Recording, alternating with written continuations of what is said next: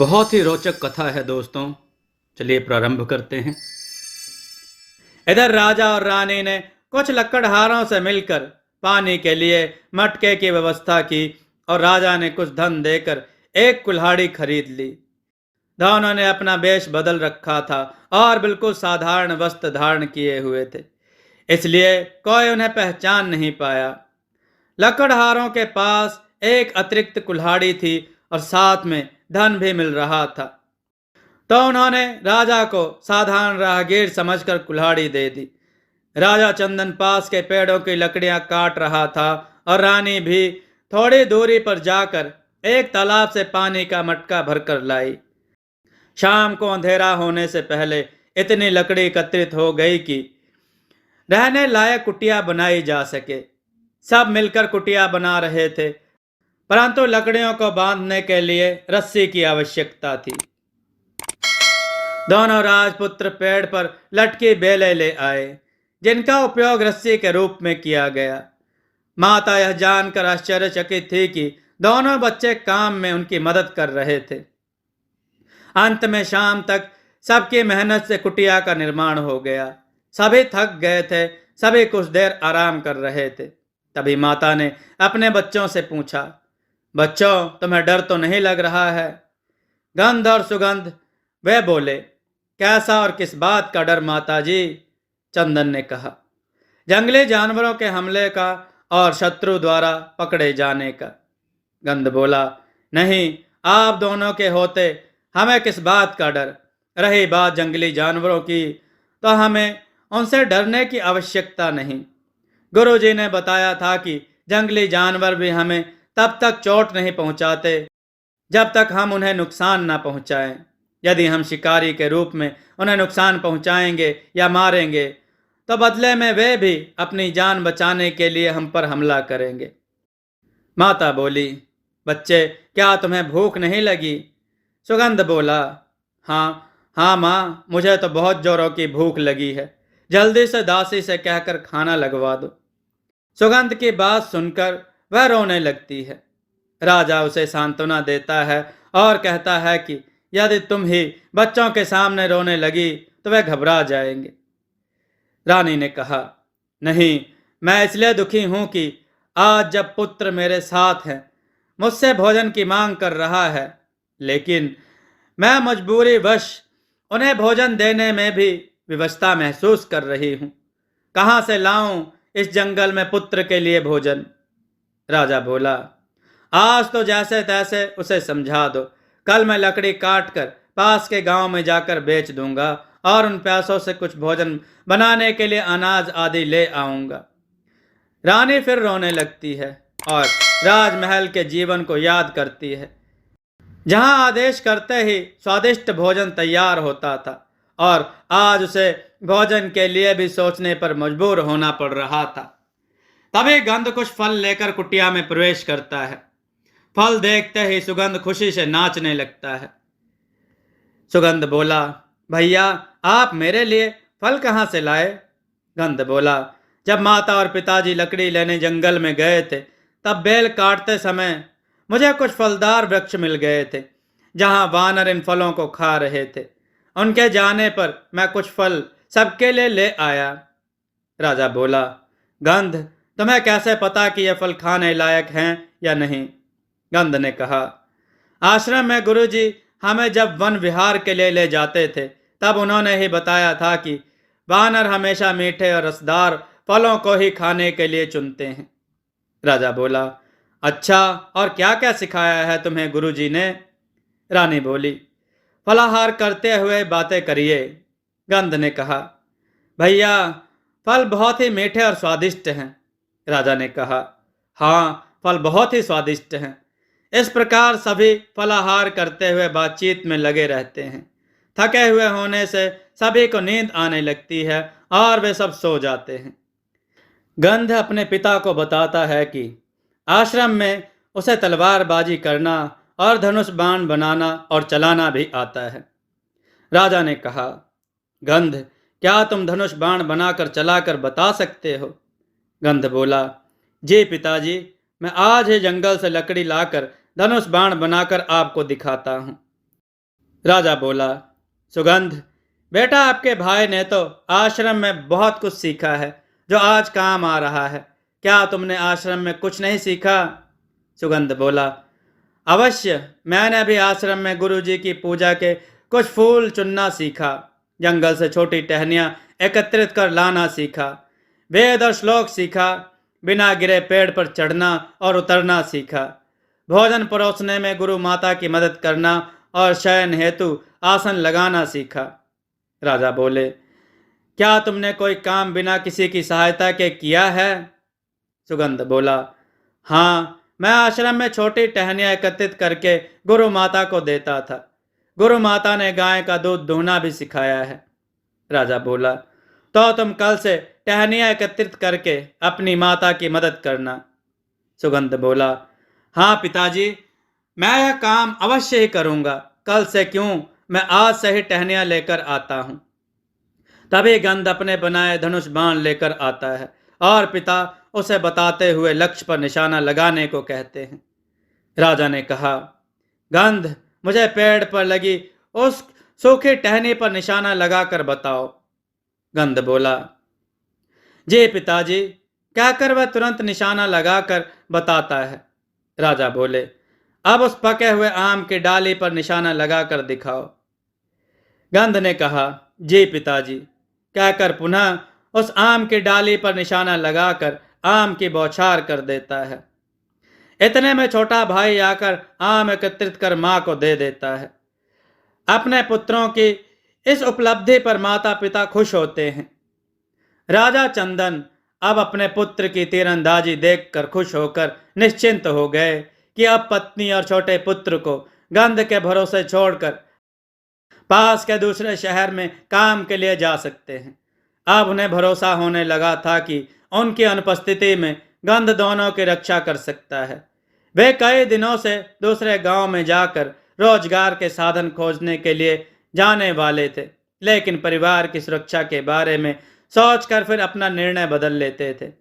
अब लगातार पेड़ों की कटाई के कारण लकड़ियों की कमी होने लगी थी, इसलिए राजा नदी के पार जाकर जंगल से लकड़ियां काटने के इरादे से गया। उस समय बारिश का मौसम होने से नदी में पहले तो पानी कम था। राजा नदी की गहराई का अंदाज लेने के इरादे से नदी में उतरा। उसका अंदाज था कि नदी में पानी कम होगा, मगर पास के गांव में पानी बहुत अधिक गिरने से नदी का पानी अचानक बढ़ने लगा। नदी में अचानक आई बाढ़ ने राजा को संभलने का मौका भी नहीं दिया। बाढ़ का पानी राजा को अपने साथ बहाकर ले गया। रानी और बच्चे अपने दैनिक कार्यों को करने के बाद रात्रि भोजन के लिए राजा की राह देखते हैं। गंध बोला, माता जी, पिताजी आपको कहकर कहीं गए हैं क्या? सूर्यास्त के बाद भी वे अभी तक नहीं लौटे हैं। माता बोली, हाँ, कल कह रहे थे कि अब यहाँ के जंगल में लकड़ियों की कमी होने लगी है। सोचता हूँ कि नदी पार करके जंगल से लकड़ियाँ काट कर ले आऊं। गंध बोला, परंतु फिर भी उन्हें अब तक तो आ जाना चाहिए था। माता बोली, मैं भी यही सोच रही थी, परंतु अब मुझे भी अब उनकी चिंता होने लगी है। गंध बोला, माता जी, आप चिंता ना करें, मैं कुछ लकड़हारों के साथ मिलकर पिताजी के बारे में पता लगाने की कोशिश करता हूँ। माता बोली, ठीक है गंध, परंतु तुम अपना भी ध्यान रखना, अंधेरा होने पर जंगली जानवरों का खतरा बढ़ जाता है। गंध बोला, माता जी, आप चिंता ना करें, मैं अपना ध्यान रखूंगा और साथ ही लकड़हारे भी मेरे साथ होंगे। गंध कुछ लकड़हारों के साथ मिलकर अपने पिता को खोजने निकलता है, तो लकड़हारे उसे नदी का पानी अचानक बढ़ने और बाढ़ आने के बारे में बताते हैं। एक लकड़हारा कहता है कि उसने गंध के पिता को नदी में गहरे पानी में जाने के लिए मना किया था, लेकिन वे नहीं माने। बाढ़ का पानी उन्हें अपने साथ पता नहीं कहां बहा ले गया होगा। वे गंध को समझाते हैं कि अभी तुम घर जाओ, कल पानी उतरने पर उन्हें खोजने की कोशिश करेंगे। उदास होकर गंध वापस अपनी कुटिया में आ जाता है और अपनी माता जी को पूरी घटना बताता है। रानी भी अपने पति के लिए चिंतित हो जाती है और भगवान से अपने पति की सलामती के लिए प्रार्थना करती है। बच्चों को सब ठीक ही होगा यह कहकर आश्वासन देकर भोजन करवाती है और चिंता में भूखी ही सो जाती है। अगली सुबह कुछ लोग पास के गांव में जाकर किसी बाढ़ पानी में बहकर आने के बारे में पूछते हैं, परंतु कोई कुछ कह नहीं पाता, क्योंकि उस गांव के भी कुछ लोग अचानक आई बाढ़ में बह गए। इसलिए वे भी अपने परिजनों के लिए चिंतित थे। राजा के ना लौटने से रानी चिंतित तो थी, अब उस पर अपने परिवार को पालने की भी जिम्मेदारी आ गई थी। 2-4 दिन राजा की राह देखने के बाद रानी स्वयं अपने पुत्रों के साथ जंगल से लकड़ियां लाकर बेचती थी, लेकिन इतनी लकड़ियां नहीं ला पाती थी जितना राजा एक दिन में लाकर बेचता था। धीरे धीरे अन्न की कमी होने लगी। रानी चाहती कि वह और कुछ काम करके धन कमा सकती है, इसलिए वह जंगल में जाकर लकड़हारों की पत्नियों से मिलती है, उनसे कुछ काम खोजने को कहती है। कभी तो बच्चों को भोजन मिल पाता और कभी नहीं, कभी फलाहार भी करना पड़ता।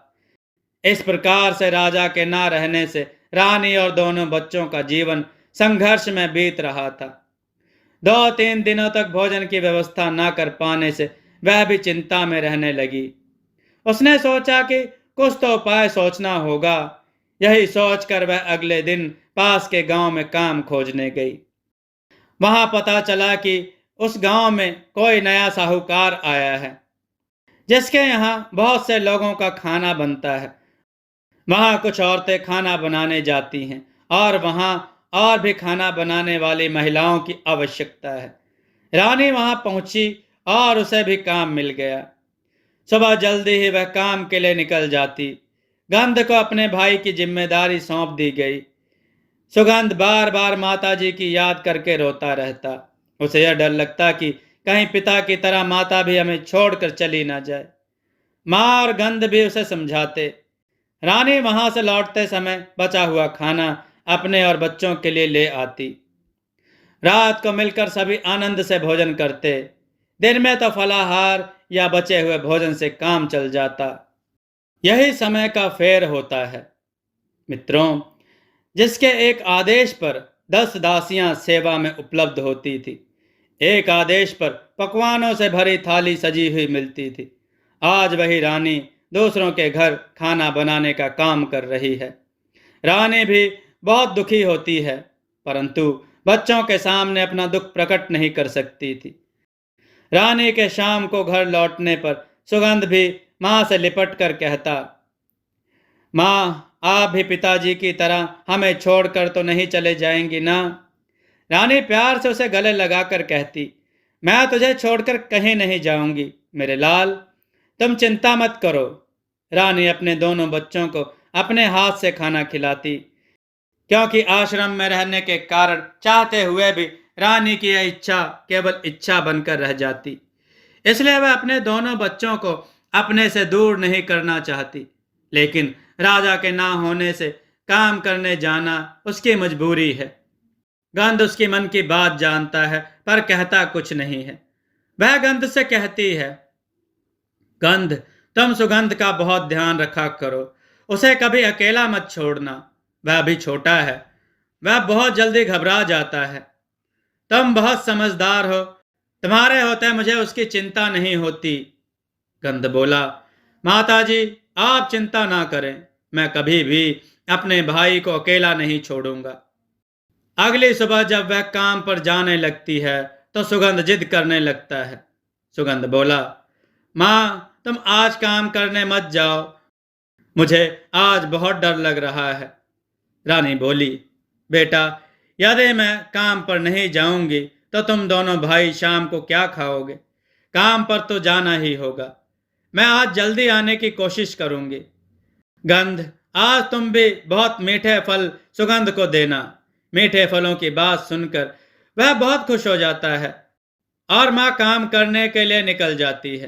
पास के गांव में आज मानो मेला लगा हुआ था और उस साहूकार के यहाँ आज बहुत अधिक लोग आ जाने के कारण काम दुगना करना पड़ रहा था, क्योंकि उसके परिवार के लोग भी मेला देखने पहुंच गए थे। महिलाएं अधिक काम करने को राजी नहीं थी। इधर साहूकार की इज्जत का सवाल था तो आज उसने आज के काम का दुगना वेतन देने की बात कही तो महिलाएं मान गई। दुगनी राशि मिलने से रानी बड़ी खुश थी। वह सोच रही थी कि कल वह काम पर नहीं आकर बच्चों के साथ समय बिताएगी। यह सोचते हुए वह खुशी से लेकिन तेजी से पांव उठा रही थी। आज उसे रोज से अधिक देर हो गई थी। उसे बच्चों की चिंता हो रही थी कि आज देर हो जाने से बच्चे अधिक परेशान हो रहे होंगे। सुगंध ने तो रो रो कर बुरा हाल कर लिया होगा। गंध को उसे संभालने में बहुत कठिनाई हो रही होगी। आज उसके पैर बहुत तेजी से उठ रहे थे। उसके साथ जाने वाली महिला आज साथ नहीं थी। मित्रों, यह कहानी किस मोड़ पर आ गई है, आपको आगे सुनने की जरूरत है। मित्रों, यह बहुत ही सुंदर कथा है। आगे सुनना चाहते हैं तो कमेंट में जरूर लिखिएगा। दोस्तों, आपको यह कथा कैसी लगी, अपने विचार और सुझाव कमेंट में जरूर दें। हमारी कथाओं को लाइक करें, हमारे चैनल को सब्सक्राइब करना न भूलें। हमारी कथाओं को शेयर जरूर करें जिससे लोगों को अच्छा ज्ञान प्राप्त हो। जय श्री राम भक्तों।